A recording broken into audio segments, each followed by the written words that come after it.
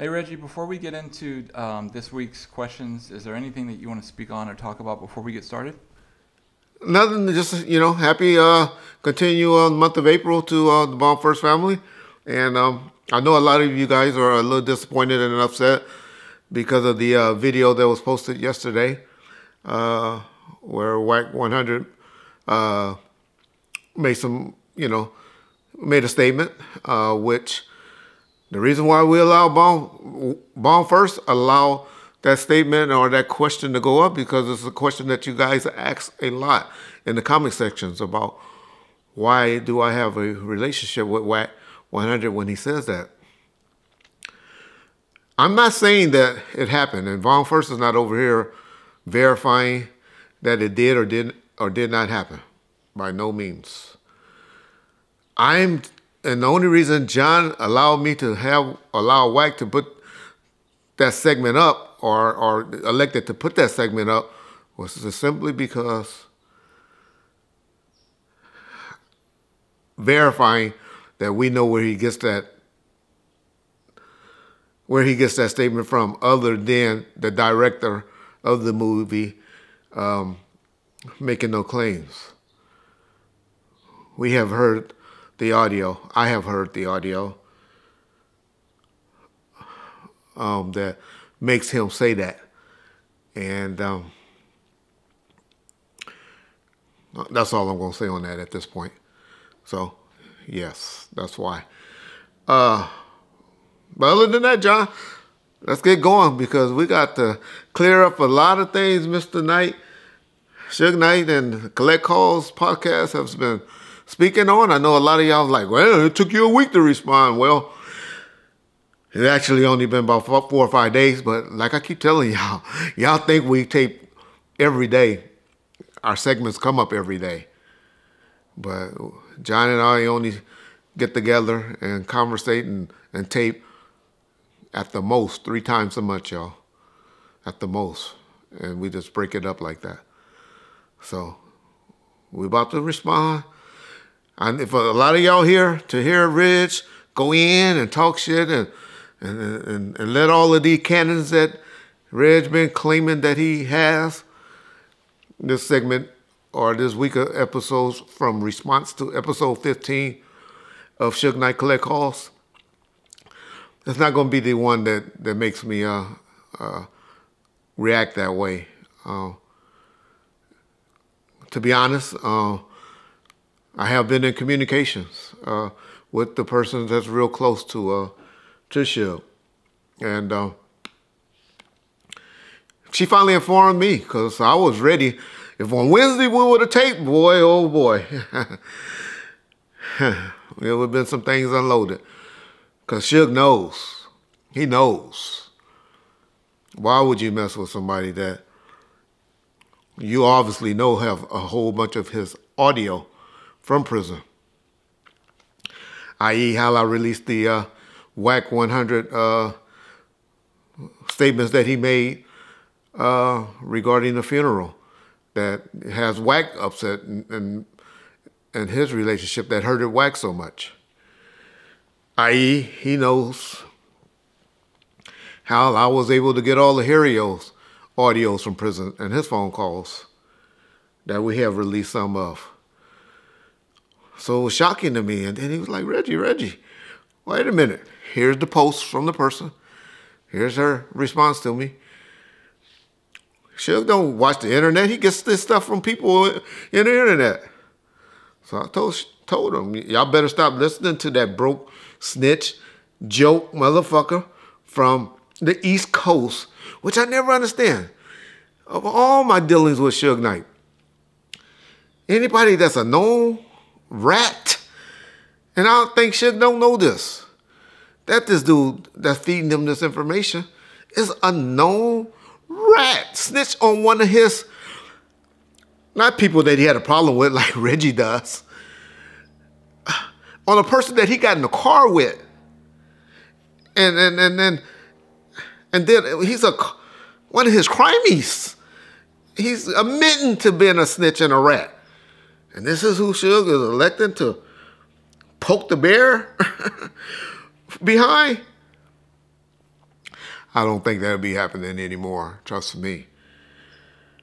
So that would be the only response that y'all get from me right now, other than corrections. We're going to correct all the misinformation or the lies that he has said. And so y'all stay tuned, because y'all going to have a good time this week with people that want to hear the corrections.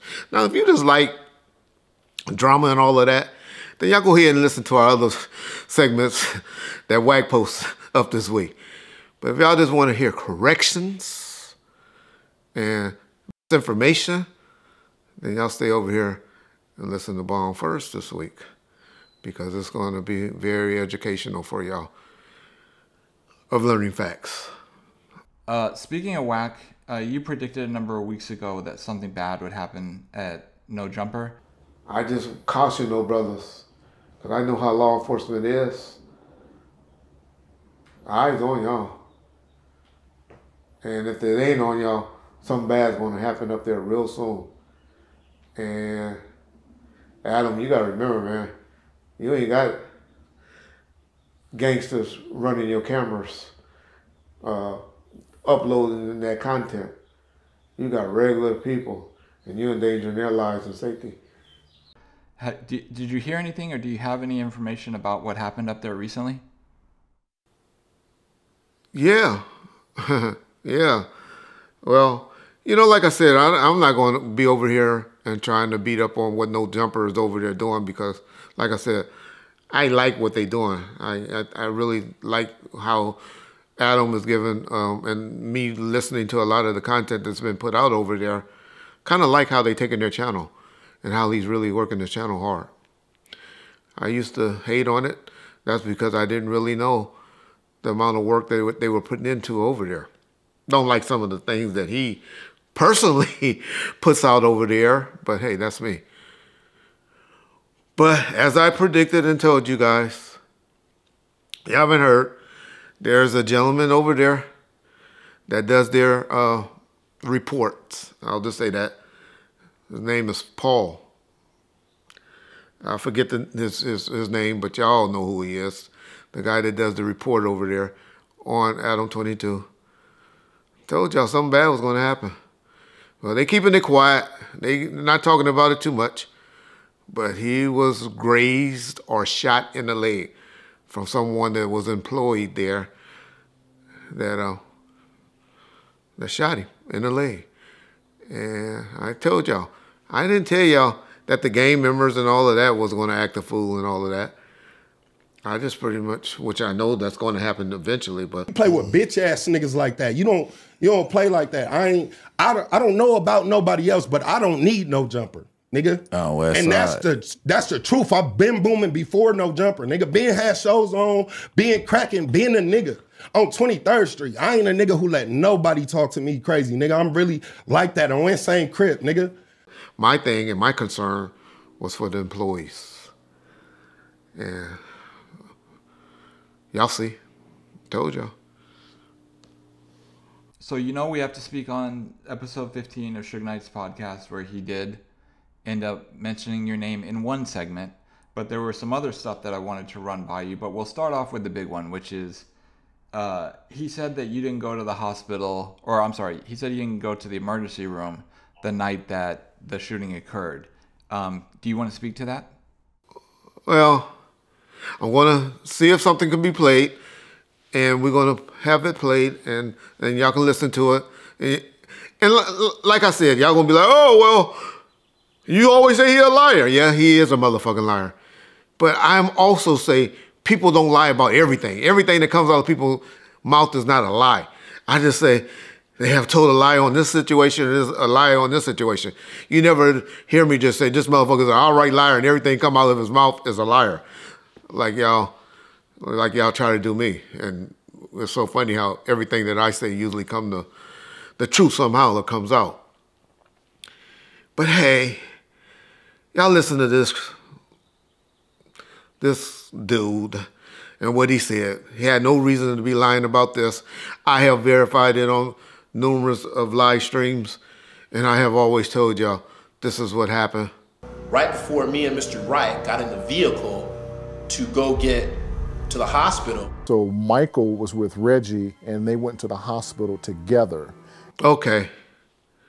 So y'all heard what the ultimate fireman, the tough guy, Michael Moore had to say. Now that got him shit, I'm still saying it's bullshit. But, okay. Y'all want to believe that or whatever. But y'all hear what he said? And I have always said, and until I went and researched this and heard this, I had always said, I always thought the goddamn bullshit happened in the nightclub. That's what my defense has always been. But after researching, I ran across this and was like, oh, okay, there's somebody right there that's saying, me and him went to the hospital. Okay, but I know that's not the main thing. That's what a lot of y'all saying. But I listen. When I know how to comprehend. So I comprehend what Suge Knight said. He said, well, if you did come to the hospital, you didn't come into the ER room with me. It's not about trying to put you down. But at the same time, you never came to the hospital. And if you did, you didn't come talk to me. I damn sure didn't tell you, oh, Southside Crips that shot us. Well, then I do predict things. Because what I claim allegedly to happen, and I've always said, I didn't know the players in the car immediately. Didn't know. Keefe D, Orlando, T-Bone, and Big Dre. Didn't know that. Just knew it was guys from the Southside Compton Crips. Well, somehow that was true, right? Then a war and all of that happened in the city of Compton after that.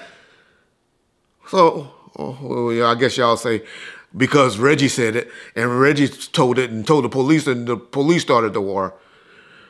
Okay. But y'all know why Suge is...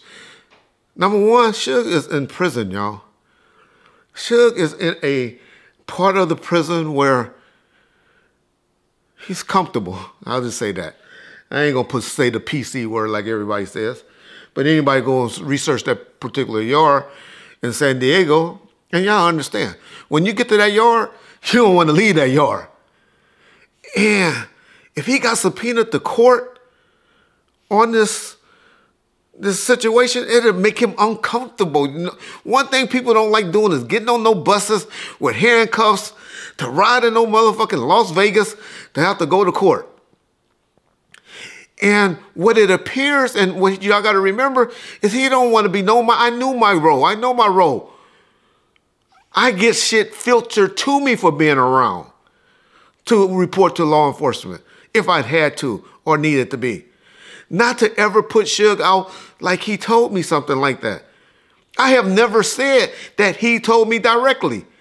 I said people in the waiting room was crying and upset and all of that, and niggas was talking. If y'all don't think nobody around there told me about what happened at the MGM while we sitting in the waiting room 2 or 3 hours, then y'all crazy. But more importantly, what Suge knows, and I knows, and he knows, I know. And I went in that major emergency room and was talking to him, because how would I know he never made it to a room? He only was in the ER. But more importantly, y'all know what I told y'all that nigga was doing. For those of y'all who's on a live stream, y'all know what that nigga was doing. While his homeboy, his little brother, was not allegedly, was in there fighting for his life. When I walked in 3 hours later in the emergency room, he hate that I'm telling that story. Nigga was in there having sex. Man, that's why he don't want, and he mad that I'm up there putting out that I came in that ER room with him. But I'm saying no, I'm Musa with Suge Knight. I'm not gonna let all the things out yet. But that's why the nigga is denying that I came to the ER room. So I just pulled out a gang out of my ass. I wasn't at the MGM. I just put it on there. I had the plans for the longest to have Keefe D and Orlando to take the fall for something. Yeah, okay. Wish I had that much power. Because a lot of you motherfuckers would be missing if I did. Peace. Did you hear where Suge said that Sharita and them took or paid money to have him killed or put in prison? Did you catch that part where he said that? I heard that. I wonder who them is. Is them supposed to be me? Some of y'all will say, yeah, talking about you, Reggie. Well, he said he'll never mention the people names again. Imagine having a woman that you have a child with, and you put this woman in a position to have a great life and a nice house, but she takes the money to have you killed. They don't want the child hanging right that much because they took the bait to have you killed. I didn't cry about it. I still don't say the person's name. I'm still here. You have a child. They took the money to have you killed. I took the money to try to lie and have you put away from her. But guess what? I'm not going to say their name. I know I did great things to them. My conscience is clean. But he mentioned my name, 10 minutes later. So guess I wasn't one of them. But let's say it was me and Sharita. But then in the next breath, he's saying crooked cops.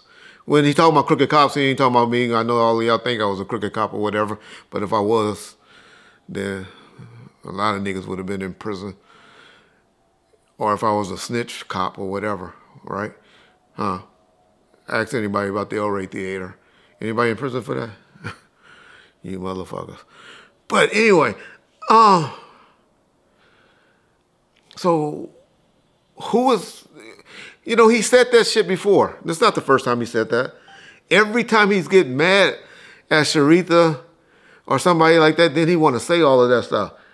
He put out a press release the last time he did that. I didn't say that. That ain't what Suge said. Y'all don't, okay, I know a lot of y'all ain't never seen the press release because y'all new to this. So John will post a press release that his attorney put out when he said it before. All right, so now he's back on this because he's mad at Sharita because he knows where some of this information been coming from that was put over there on Vlad channel, that James said. And Reggie said right there and watch it. So he knows where it came from. So that's why he's so mad and putting a murder on the mother of his child. But as y'all will hear later on, he's saying Snoop. Why he's trying to put this shit on Snoop, Reggie, or Suge, Reggie, Sharita, or Snoop, I don't know. For those of y'all that believes that shit, it's crazy to me. It's crazy in the world to me. Because these are people that Sharita sued Snoop a year or two later for management, for some management money and stuff like that. And so they don't have a relationship anymore. Never really have. But if they are conspiring to murder somebody, those niggas gonna be bonded for life. But they don't have a relationship like that. Y'all know how I talk about Snoop. Used to be daily, right? So y'all know I don't have no type of relationship with Snoop. But everybody that's Suge Knight gets mad at, all of a sudden becomes the go-to card for you guys. Tupac. They had something to do with killing Tupac. They were trying to take my company. They were trying to do this. All right, sure. Okay. But everybody know, the court of law know, Keefy D done told y'all what happened. But y'all, for the life of me, and John has to remind me all the time. He's like, Reggie, that audience is so small. They're the same people no matter what you say, however you present it. They still, because they don't want to be wrong. They don't want to be wrong, so they're going to always continue that. These are the Michael Carlins of the world, the Snitch Joke of the world, the people like that push that narrative. Why do you even care about all of those people that has that type of following? They are a small audience that's filling up the comments that want to believe that.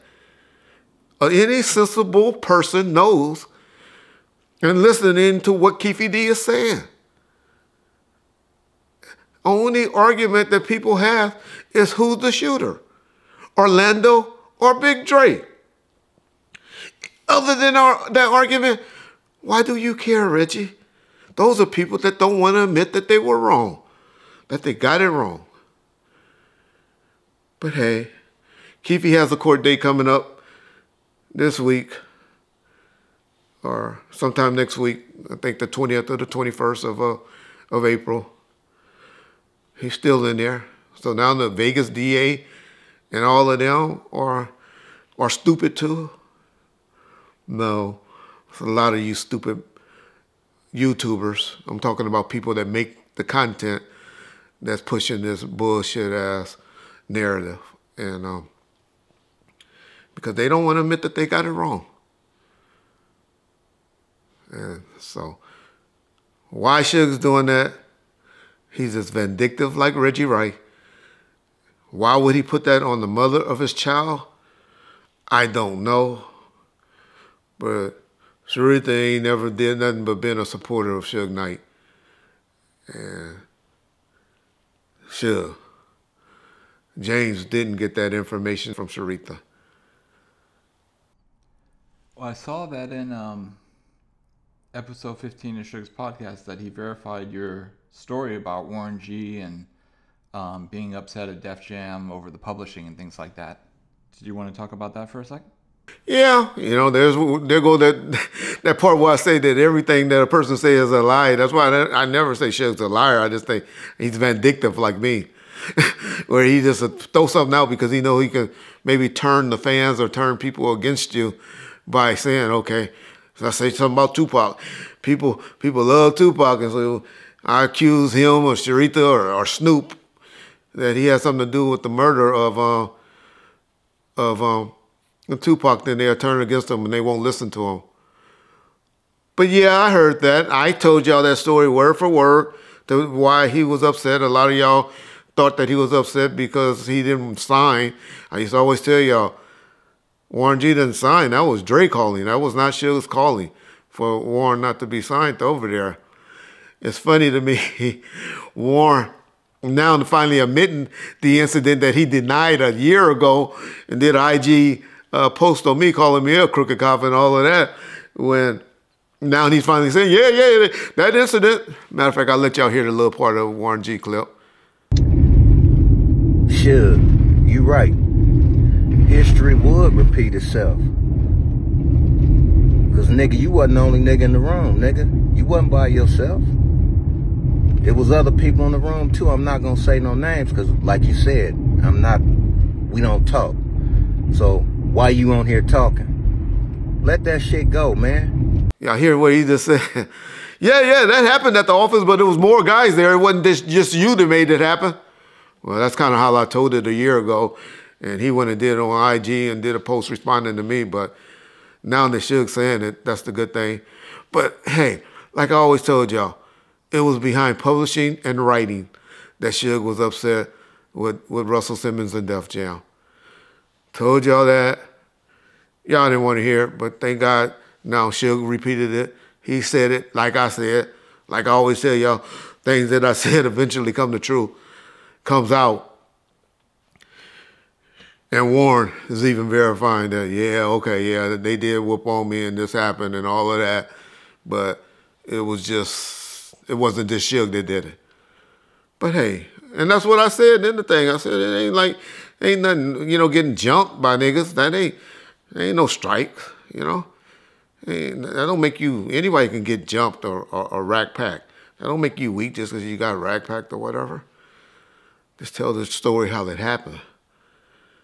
He told all the, if y'all ever listened to that original story that he told, he was Rambo and how he was running to go get his Uncle Ron that he always talking about. That was a Naval SEAL or whatever. And no disrespect that he wasn't, it was, because I heard a lot of people say positive things about him. And that would be my take, my only response to that. But yeah, Suge has always maintained that. And even the part that he says about the $100 million or the $20 million from Dre, I have always heard him say that as well. But what happened on that was the Chronic was distributed by Sony, and Dre had a publishing deal with Sony.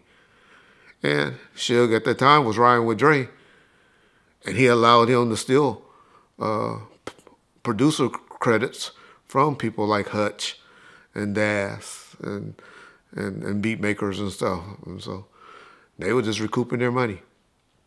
And Suge never had a publishing deal with Dr. Dre. Never did.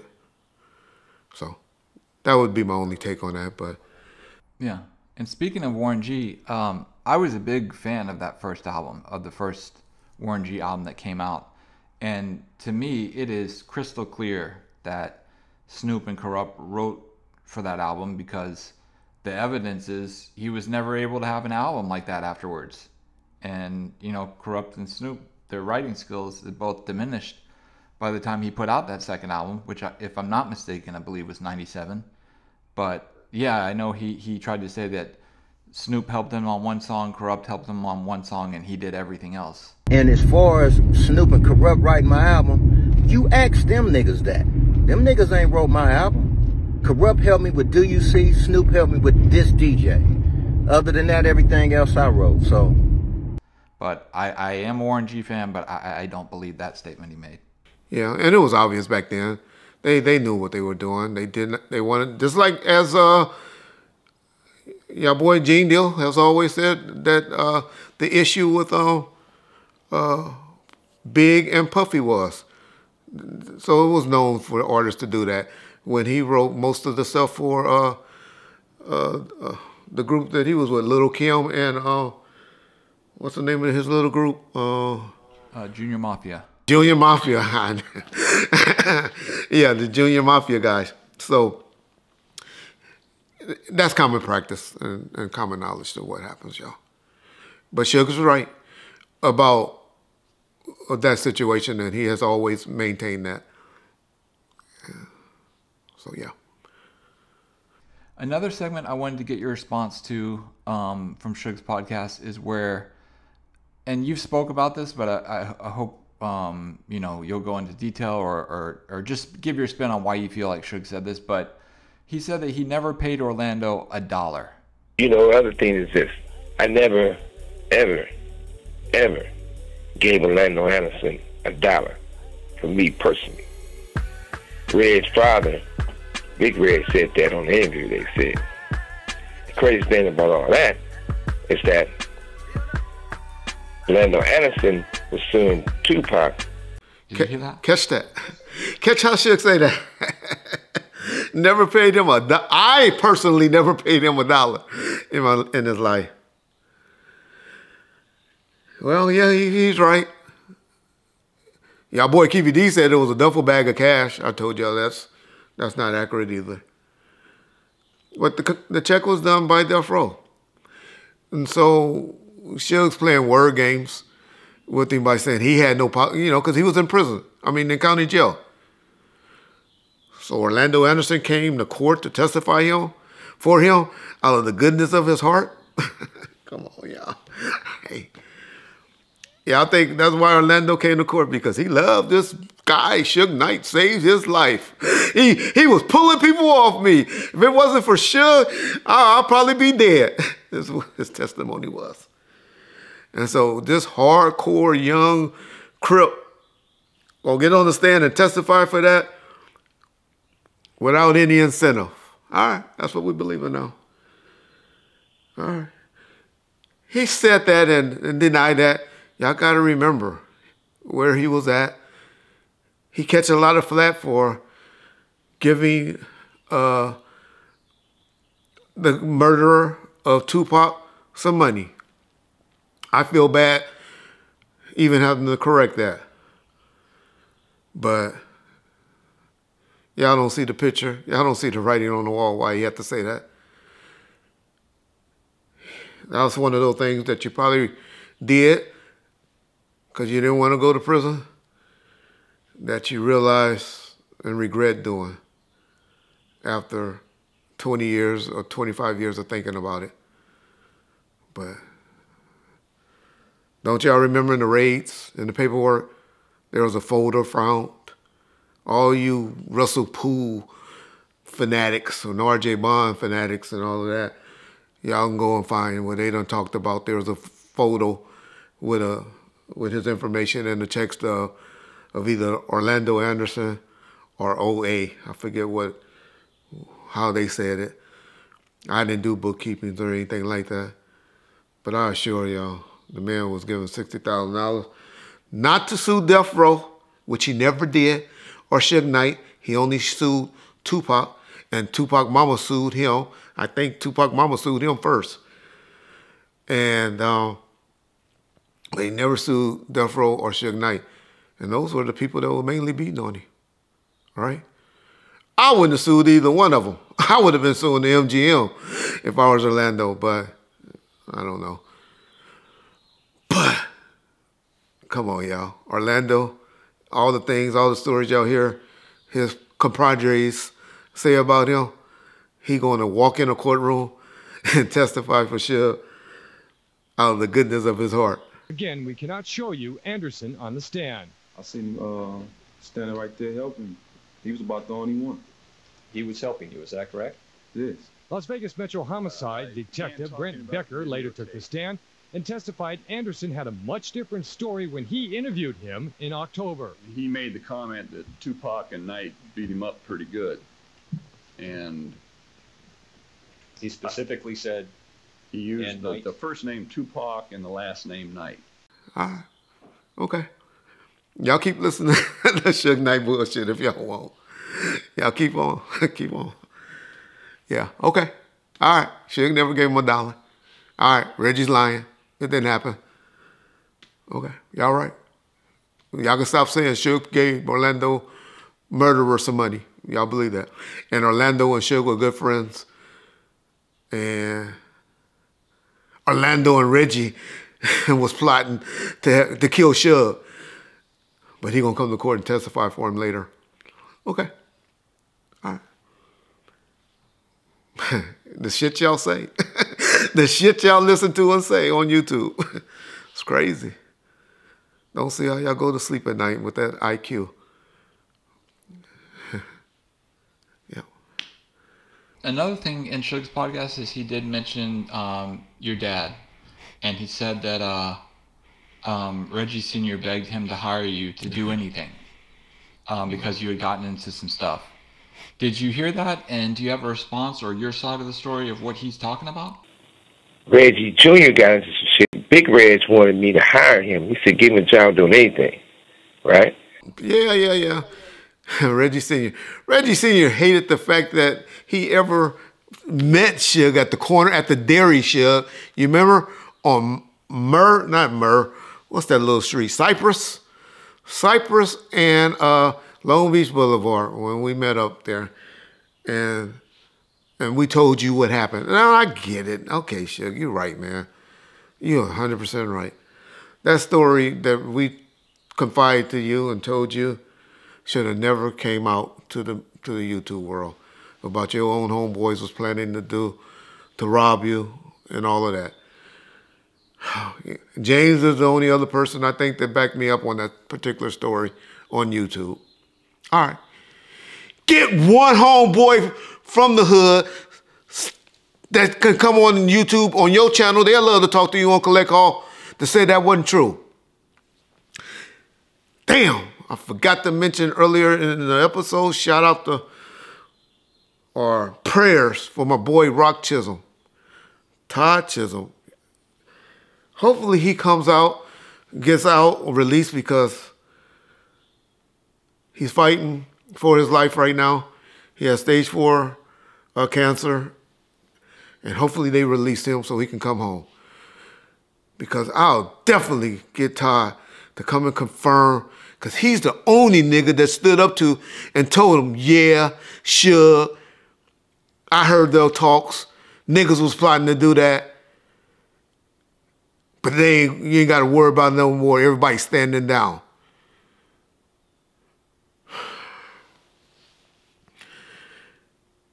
Okay, I get it. That hurts your image and stuff. And it's out there, bro. You put me on blast in front of everybody by telling me, yeah, you know, Lil Reg told me this was happening and all of that. That's what made Rock stand up to do it.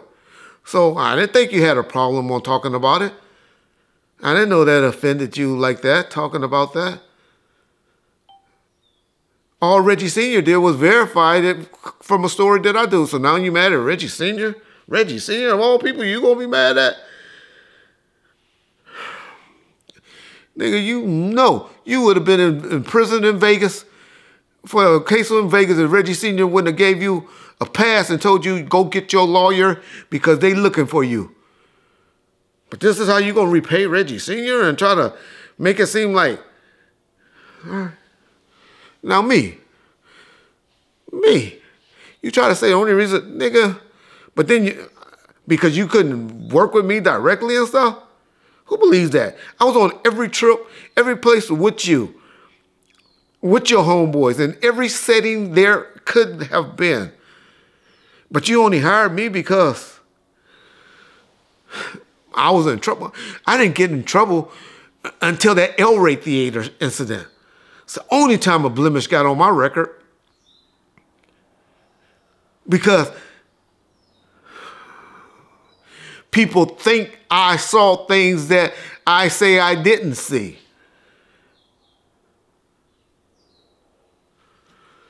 So that's the only time I got in trouble where I was like, oh, well, it's time for me to retire from this police shit. And I'm already a year in with you. All right. I know you got to clean it up. Man, you better leave me alone, Suge, with your lies, man. Pick on somebody else, dog. Pick on somebody. I am not the one, and you know it. You know it, Mr. Knight. But I understand, you know, you catch a little flat now.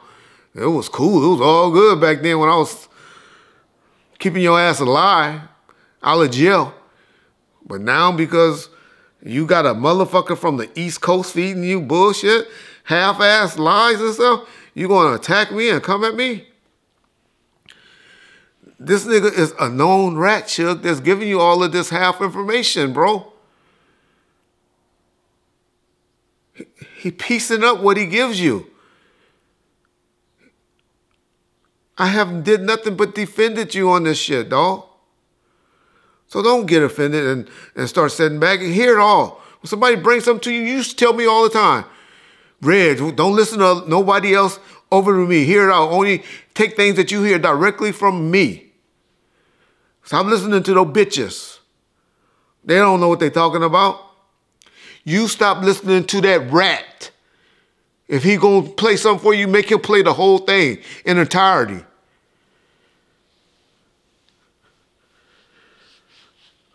All right. But yeah, I heard it. That's his reasoning and his justification for it, whether it's right or wrong. But I ain't never been in no trouble until the El Rey Theater, and I didn't get in trouble for that. Law enforcement just didn't like it. They thought, they still believe probably, that I saw things that I have said I hadn't saw. And that's when people started looking at me with a crooked eye in law enforcement. But I'm the snitch. I'm the 137. I'm the rat. I know you ain't said that shit, but other motherfuckers. Yeah, okay. Get one of those niggas from the mob or the looters area to say that about me. And then we'll have fun on this YouTube. But all you niggas from other parts of the country, they ain't never wouldn't know how to get to Compton if Uber directed you to it. Miss me with that shit. Peace. When Suge was addressing you in the episode 15 of his podcast, he said, and this isn't a direct quote, but he basically said, you know, Reggie, you shouldn't talk about the music business. You should talk about, you know, crooked cops or sheriffs or things like that. What did you think when he gave you advice? Which to me, it seemed like you gave him advice on the topics for him to talk on. So now he's trying to give you advice on topics to talk on. That's not paint a picture that's not true. But it's still a respect level. I get it. You guys get paid to do those interviews. But there's so much other things you can talk about for corruption in the city or the PD or, you know, sheriffs. Yeah, well, unfortunately, when I talk on those subjects, because I have, nobody want to listen to it. They don't get views. That's not what I'm known for. And that's the people that's on Bomb First channel is not for that. But if we take that advice, and if that's how people are supposed to only talk on things that where they started from, then all he should be talking about is being a scab football player, right? For the Rams. Or maybe only talking about working for Big West, who was working for Al Heyman as a bodyguard on their tours. Or as I supposedly was supposed to only call him was DOC security. And he only supposed to talk about being D security. Is what all he should be able to talk about, right? Okay, y'all. Well, initially in 1994, all I was a cop, all the way up until 1994. From 1985 to 1994, I only worked in law enforcement. I walked the same blocks, probably on the streets more than him, in the city of Compton. Ask anybody from Kelly Park or anywhere. I was in Compton, deep in all the little league systems and everything. So I can tell you anything about Compton, right? But, so until 1994, I was just a cop, right? But from 94 to 96, I'll say 1997, I was just the security for death row, but always with you, right? Always with you, pretty much. With you, David Kenner, probably spend more time than anybody else in your life. From that time, right? Okay. From 1997 to 2002, what did I do? I ran your company while you was in prison. So I can't talk about that time? All the deals, getting your catalog and stuff from one distributor to another, 3 or 4 distributors at that time. I wasn't the one sitting in no meetings and making those happen. Huh? I should.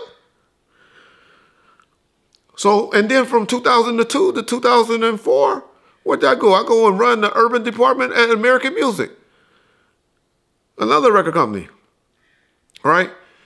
2004, I had to come back and run your stuff because you got a violation for doing some, for being accused of doing some puffy cone shit, huh? People forget about that. Don't let me bring that part up on no trip to Vegas. You remember who you got arrested with in Barstow, huh? Okay. So, okay. So I had to go and run your company from 2004 to 2005. And then they hired me because they love what I did so much. Koch Entertainment E1 all the way until 2018. Running your shit because they couldn't deal with you.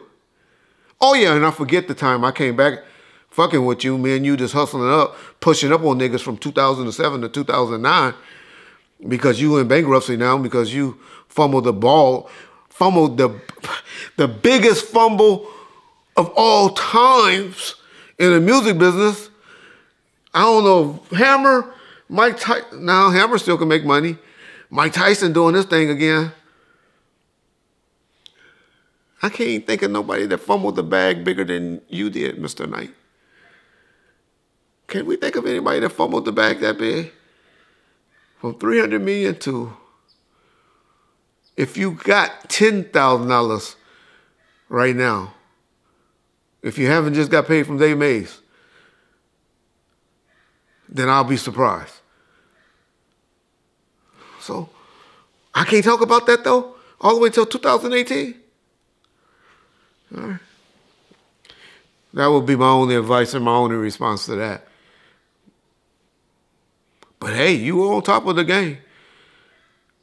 But just like Puffy Combs and all those people that was up on top of the game, then they knocked your ass down. I think you failed the lowest, though. I think you might have beat everybody. But one thing you still got, and I'll give you that. And this is what you got to learn. And still giving advice on YouTube and stuff, you need to read bankruptcy laws. You really need to look into bankruptcy laws. Because I heard a little jab. Most people didn't hear about it. He was like saying, right before you said something about me, he said people that stole from me. I was like, oh, wait, he about to go. But then you said, well, I ain't going to talk about that. Nigga, you know how that bankruptcy court, read please, understand bankruptcy law. You know they went through your books like worse than the FBI did. It was so bad that they sued. And one thing I give you credit for, everything you say about your mother and father is factual. You love them, and they were good people. But you know, the only two that they sued, other than you in your bankruptcy, was me and her. Her for $1,500 a month, the $2,000 a month you was giving her, and me for the sale and transaction of the building. They ain't never said nothing about no misappropriation of any funds when it came to Reginald Wright. So miss me with that, because I carded. Nobody else would probably card it, but I carded. So Suge, stop, dog. You fumbled the bag, but like I said, the Tina Turner thing, bro, you still got your name, dog. Your name should be free and clear now. It only take 10 years for all this stuff to get knocked off your credit. You got 10 years left. Don't let nobody put nothing in your name now. Don't let nobody use any of your thing. Just come home when you're 70-year-old. People are living. Well, OJ, I guess he died 76. But that's just because he had cancer. But people are now living to 80, 85 years old if they're taking care of their health and don't be fortunate enough to catch an unfortunate disease. So, dog, you still got your name. You can come home and be a great-grandfather. And write your book. Do some TV episodes. And you be straight, though. But that's all you got. So stop telling people and acting like you got more than that. Because Dave Mays like to sue everybody he's in business with. Go pull up the name Dave Mays. You'll see he filed lawsuits against 10 people. Or 10 people sued him. It was only a matter of time between you and him. You're already replacing him, which was a great idea. Love seeing Legend doing your opening. That's commendable what you did on that. But I know you, Suge Knight. Reggie Wright knows you. You know I know you. And you know me. Peace. Speaking of Dave Mays, and I know you're not a big music person, but the Dog Pound did a song after their trailer got shot in New York, and Tupac did a verse on it, and at the very beginning of the song, it's the Dog Pound featuring Tupac song. DJ Quick comes on the intro, and we'll play it. But I wanted to get your insight on what Quick said, and what Quick said was, "Yo, this is DJ Quick. Taking a second out with the Dog Pound to let y'all know something. If you're looking in the Source mag and don't see me, it's because them niggas on the East is the enemy. It's real." Who do you think he's talking about? Is he talking about the people that write at the Source, or you think he's talking about artists, or both, or what do you think? No, he's talking about Dave Mays and Benzino at the time. But in fairness to Suge, to Suge and Dave relationship, they always had a great relationship. Suge, meaning Suge and Dave Mays. Not so much Benzino. We never heard much about Benzino. We didn't know much. All we knew that he was in a group that some dudes got stabbed or something. That's all we used to hear about them. I mean, Suge has, matter of fact, the night of the Source Awards, I took Suge down that night to Dave Mays had like a little radio station. I don't know if Dave Mays remember this. Well, I do. I remember everything. We took him to, he had like a little basement, like a basement studio where he used to do like Sunday, he was like a Sunday night DJ or something like that. And Suge went and gave an interview at his station, or for that particular radio station that he was doing. It was something on the internet or something, I don't know. Or maybe he just had a little spot. But yeah, Suge, so I say that to say Suge and him always had a great relationship. I remember when they were doing Source Awards in probably 98. 1998, they had to, whenever, because I remember watching that, whenever, I think it was Puffy that came out on that Violator song, when that Violator track was hot. And I had met with a guy named Peter that used to work for The Source. And I told him, hey man, y'all not gonna have this Source Awards out here in LA. And y'all don't have one person representing the West Coast on this ticket. I'm like, we're gonna tear it up. So y'all better get us some tickets, and y'all better have somebody. And they were like, okay, what y'all want? What y'all want? They may had this guy come and meet with us, and that's when we had Das and Corrupt. We added them to present an award, but you know, and so I'll say all that to say that Dave Mays, and the only reason I got in there to meet with him was because you know the name of Death Row, and so I say that to say Dave and Suge always had a respectful relationship, but it was a time when it had turned. That articles was being written and all of that, where the East felt on top of the world and the West felt like they were getting disrespected. I remember I used to tell you all the time about California Love. Y'all said California Love was getting beat up on the radio like crazy. Not like it was in the South and on the West Coast, would be my only point. Suge spoke about having a luxury box at the Staples Center and said that sheriffs used it without his knowledge, and also charged steaks and dinners and whatnot on his tab without his knowledge. Did you hear him talking about this? I never complained about the sheriffs use my luxury box in a Staples Center. I was in prison. They went damn near every game without my knowledge or my permission to see Kobe Bryant and Shaq. All the expensive champagne, wine, steak, dessert trays, all on my tab. I heard him talk about that. Suge know he ain't never had a box at the Staples Center. If you want to play by terms, that name, because they wouldn't let Death Row Records in there.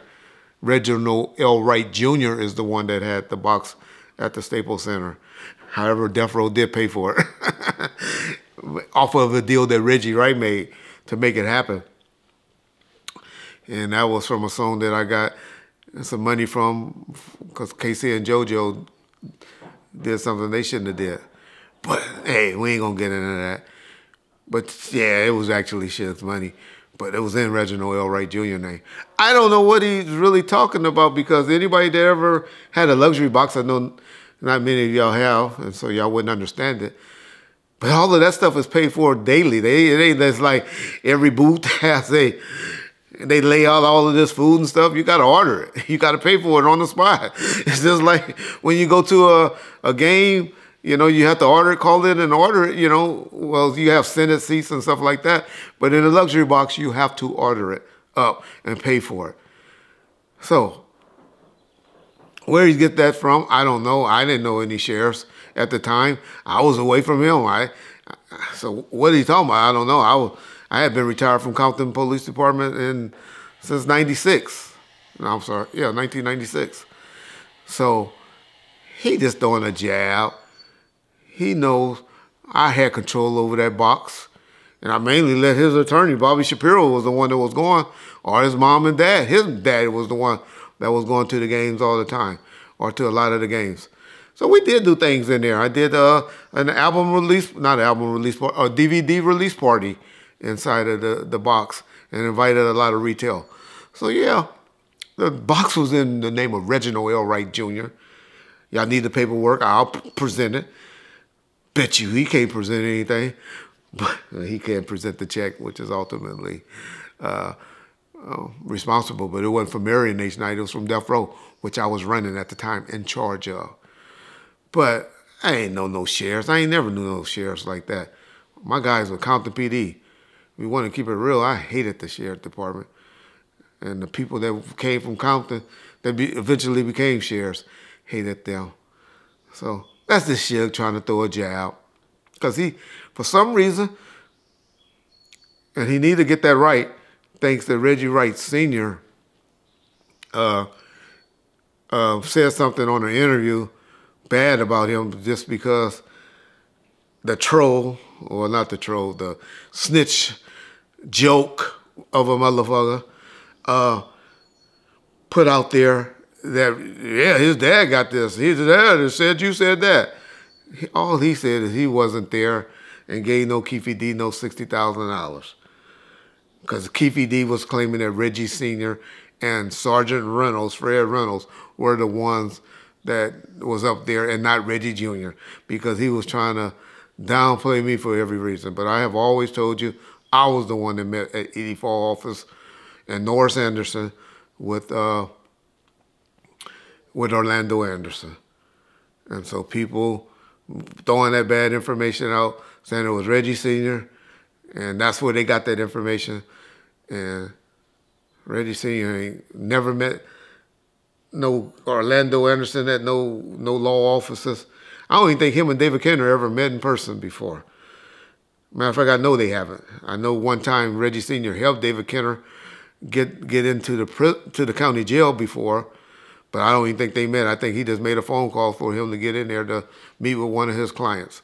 And David called and told me, thank you for that. And so, hey, sure. Stop tapping. Stop wanting to being, what's the word, vengeful from him. Because that man gets mad every time I say something bad about you. I don't call it saying bad. I just call it telling the truth. Sometimes bad things come out with the truth. But that was his way of tapping at that. And he wasn't really talking about me because he knew I ain't never been a sheriff. And I ain't never really had no sheriff friends. If you want to keep it real, that wasn't Compton cops at one time. Another thing he mentioned, kind of right around that part, is he talked about his earring being misplaced, or cops took it or something like that. Do you know the real behind that? Yeah. But then he also said Chino. And so I think he wanted y'all to believe or insinuate like some LA sheriff stole his diamond ring, which is factual. That is a fact. When I was dealing with him, he has always claimed, or they have always said that they misplaced his diamond earring. But anybody that's been in the state of California, I know you people outside the state of California, which that's why he threw those little jabs or throw those little things out, because he know y'all don't know. No, the Chino is where the state prison is, not the county jail, and not the county sheriffs. Two different entities, two different corrections. One is Department of Corrections, and one is the county sheriff. And in two different counties, ran by two different organizations. But yes, I was with him and heard his claims, and I think I helped him file the claim when his diamond earring came up missing, allegedly, because I have also seen you with that diamond earring since it's supposedly been stolen. So I don't even know why he even going down that trial, that track, because I think that was a false claim that was made. Now I'm thinking about things, but we ain't gonna go there. But it was against the Chino Department of Corrections, which is the prison in the state of California, when somehow he went in there on a violation. In like 2003, 2004, they take you straight to that particular time. I don't know why, but he went straight to, because normally not how it happens, go to the county jail, then to the pen. For some reason, he got violated, and they took him straight back to a state pen to attempt to violate him for his parole. And that was in like 2003, 2004. Reggie Wright, long gone.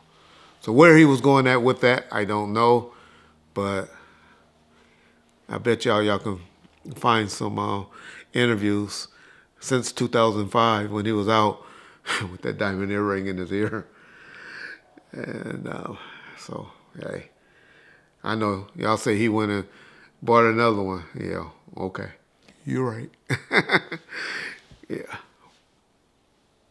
You got into this earlier, but let's actually kind of dive deep into it. So he said that everybody in the world believes that Tupac was shot and later died because he beat up Orlando Anderson. He said the only person that doesn't believe that is Snoop. And he said that the reason Snoop said that Tupac passed away is because he was out there being radical. What do you make of this? And what are your thoughts about what Suge's trying to insinuate here? Everyone claims and thinks, the whole world thinks, that Pac got shot and later died because he whooped Orlando Anderson's ass. Everyone but Snoop. This is Snoop words why Pac ended up dead. You know me, I keep the receipts.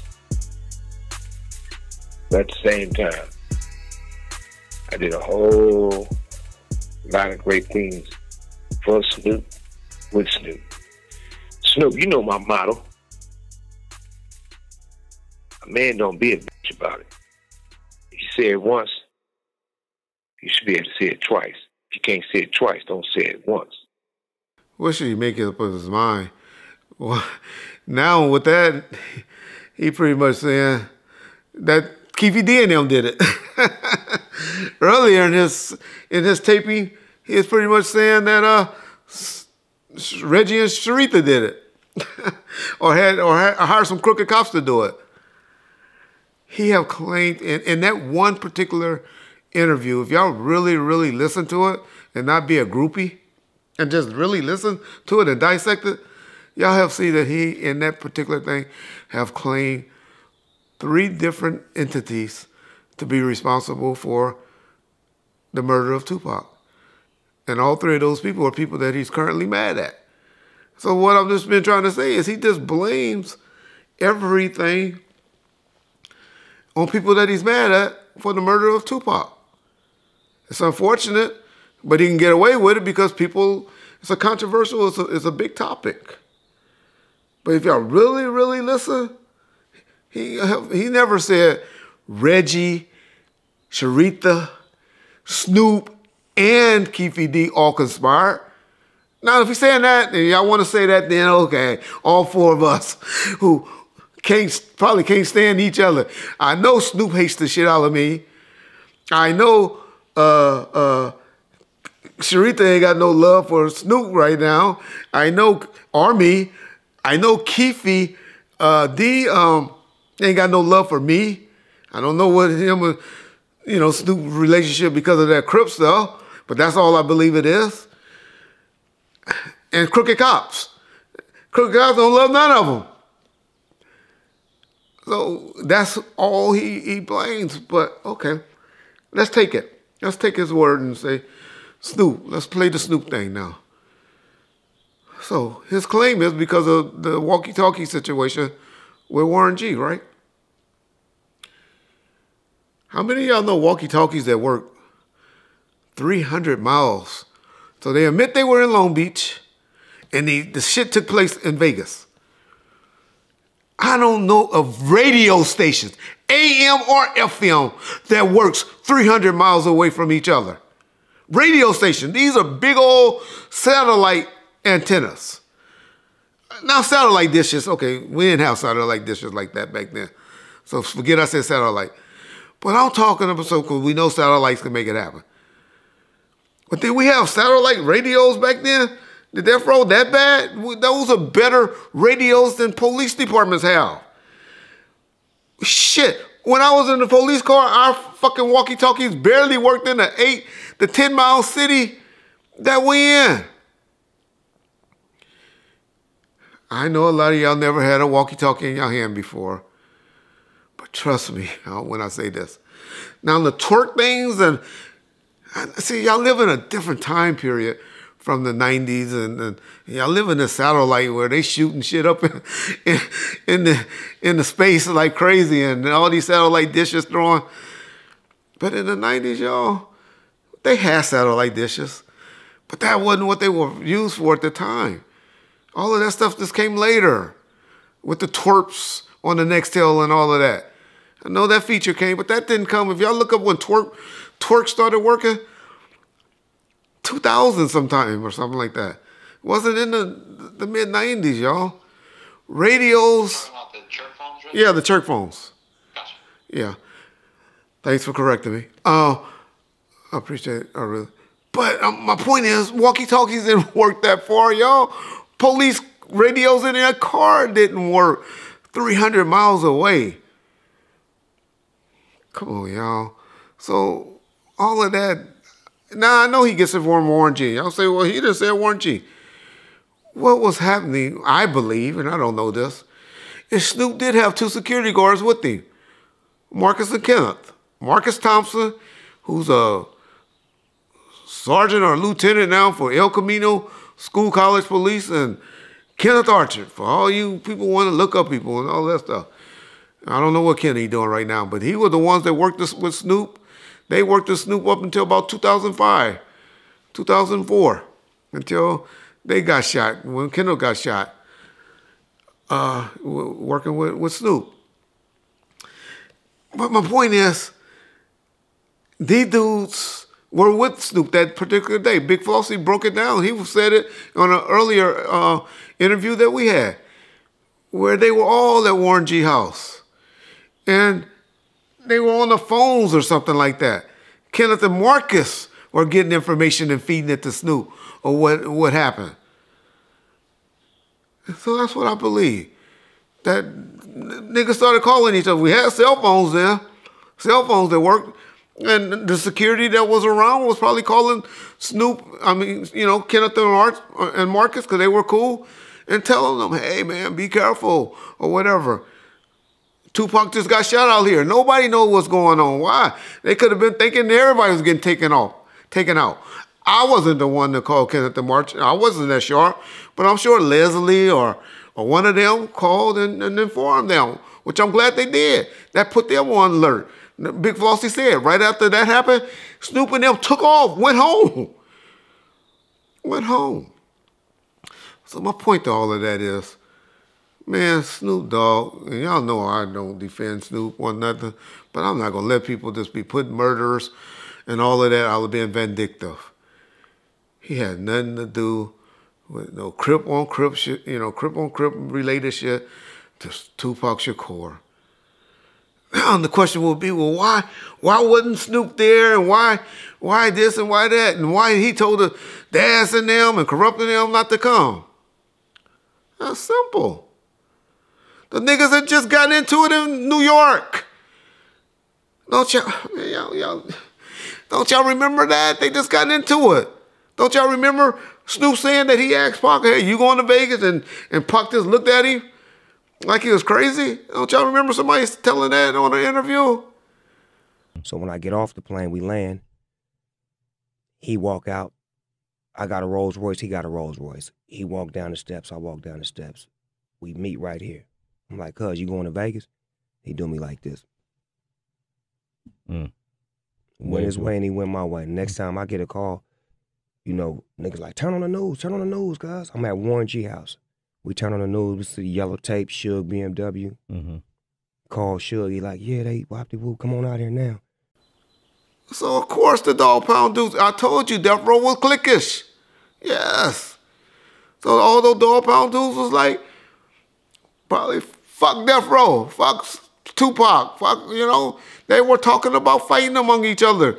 Tupac was talking about having the Outlaws rush the Dog Pound when they got back to L.A., from the incident that happened in New York on the radio station. So that's why the Dog Pound wasn't there. That's why you get those interviews and those clips that they playing where the Dog Pound talking about Snoop told him not to come to Vegas. because all of that was going on. Now, I'll tell y'all, I believe Snoop and Tupac would have eventually made up. The only problem I ever have is they didn't. And so that's when I speak negatively on Snoop about things and be like, well, hey, they did make up. And so you die how you were. That's why I tell y'all all the time, hug your family members. Tell people you love them and all that. Because you never know when your date and your number going to come up. And then you won't be having to damn near wanting to jump in the goddamn casket with them and all of that because you crying and feeling bad about this and all that guilt kick in. That's what happened to Snoop. You always hear people saying that Snoop didn't come to the hospital. Another motherfucking lie. He was there that Friday. I tell you, I call the ball, a strike a strike. Suge has said that Snoop didn't come. I'm telling you, he did come. Suge says whatever he wanted to say to fit his agenda and to try to turn y'all against people. And he's good. He's a very good manipulator. But did y'all ever wonder? I ain't gonna say it. Why he was running with different lane niggas and not mob niggas towards the end? Y'all think about why. Ask a real mob nigga, they'll tell you. Got tired of being playing like a motherfucking piano. Y'all remember that song? All right. Shout out King T. Another person who Suge kind of took shots at. He kind of did, he kind of didn't. You know how he does. But did you hear what he said about Vlad, about DJ Vlad on his podcast?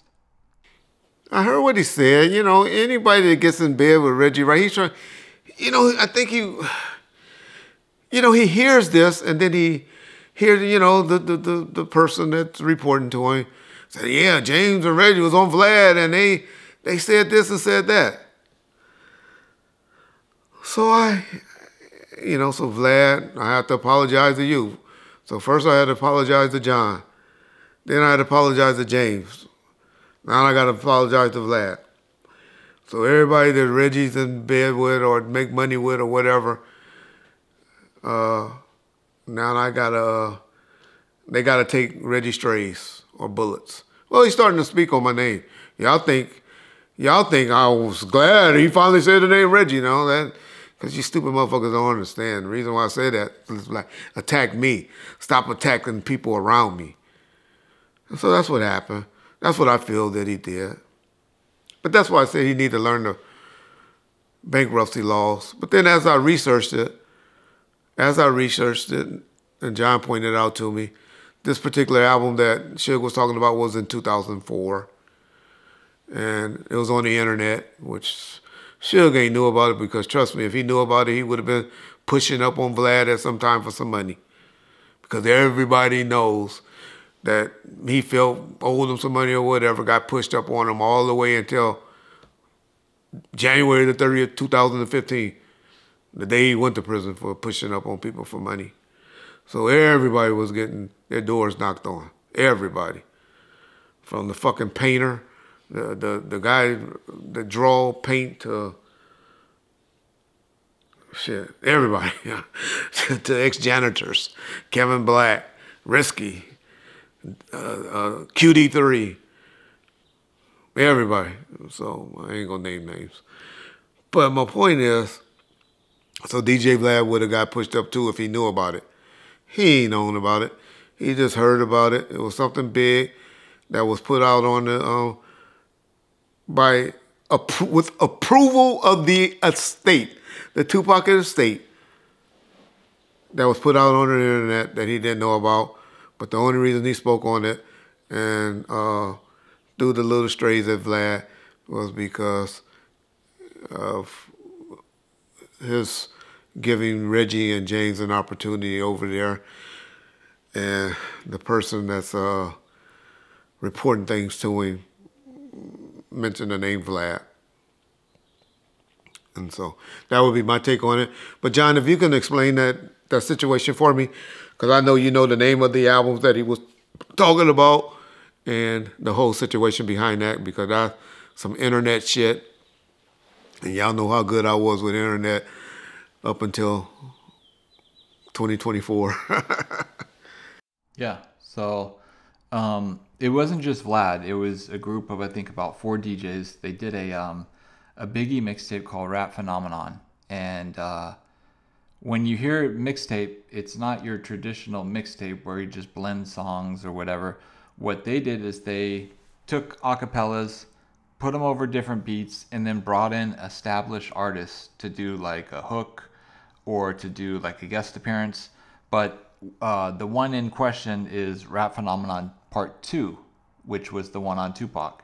And they brought in Alicia Keys and Busta Rhymes and all these big people to, record a verse or record a hook on, a Tupac remix that they made. And I think it was one of the best mixtapes. I think it was the best Tupac mixtape that ever came out.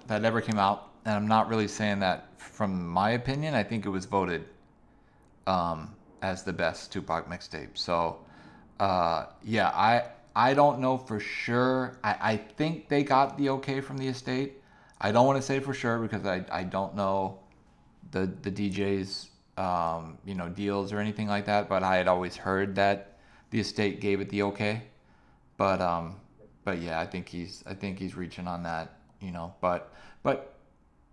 That's the mix. And the only reason that they probably did the Tupac one because they made it big and did very well with the first one, which was done by who? Biggie. Exactly. Yeah. So. Okay. I know we talked about this before, but I wanted to get your story because it's so funny. A lot of us talk about stuff online and we'll search Google for something, for an image or something, and you can't find it. And now, it's odd because sometimes things are right in front of you and you don't even know it. But I don't know if this photo has been out on YouTube. I don't think it has. It's nothing exclusive. It was from a CD booklet. But can you talk about the Source Awards where you went and got the Tupac cutout and put it in the cell, and I'll show the photo? Well, I didn't. I mean, I went with Suge. Me and Suge walked on the streets of Manhattan to this print shop where we picked it up, the board.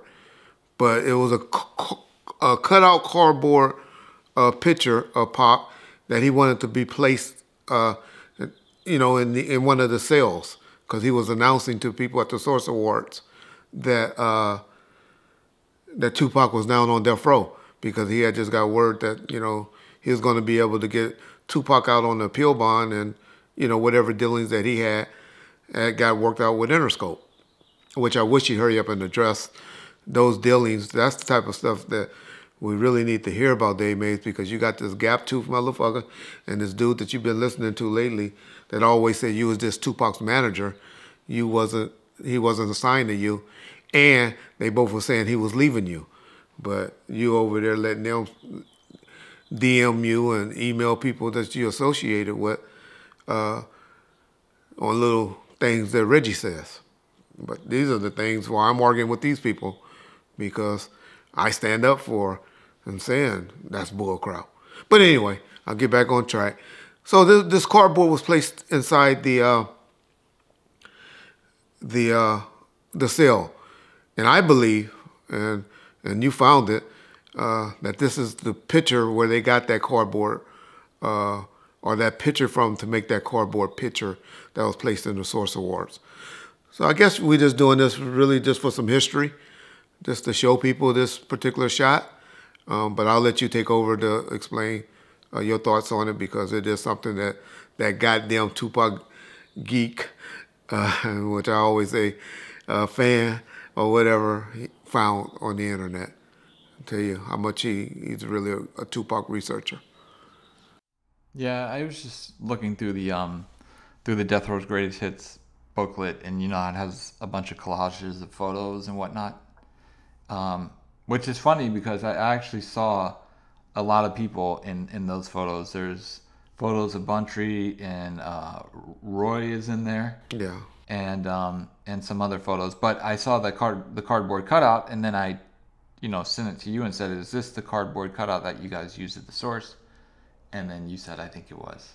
So yeah, wasn't a big thing. I just know that we've shown a screenshot of the video of the cardboard, but you can kind of only see the silhouette. You can't really see what photo was used. So this actually shows the photo that was used, but not a big thing, just for people that are interested in it. Like I said, we do everything over here at Bomb First. We just don't bash and talk about people.